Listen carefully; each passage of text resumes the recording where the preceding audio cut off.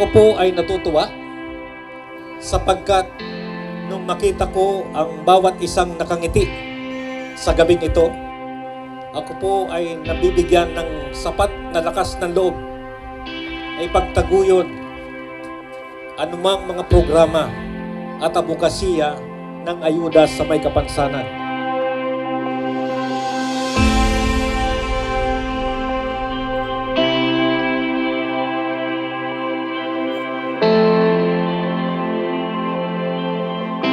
Sa mga presidente ng PWDs dito sa Cabanatuan, maraming salamat po sa pagdalo. At syempre sa lahat po ng dumalo sa pagtitipong ito, isang maganda at mapagpalang gabi po sa ating lahat.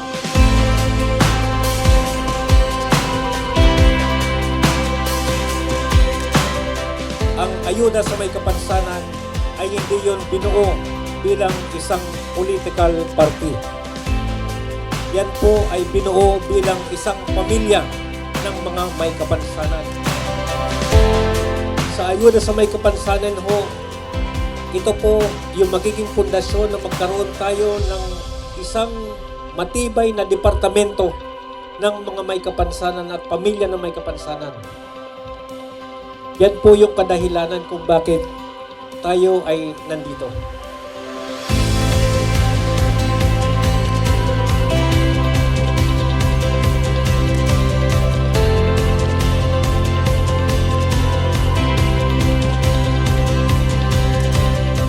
Dahil sa laban na ito, hindi po ito laban ko.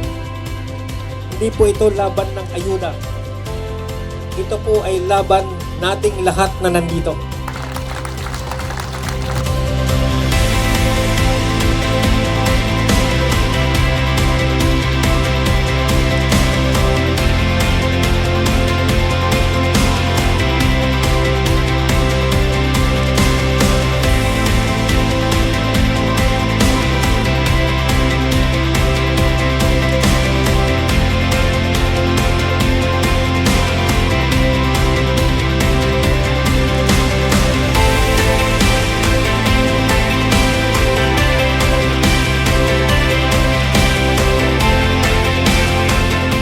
Pagiging may kapansanan ay hindi po ito hadlang para ikaw ay maging tunay na Pilipino.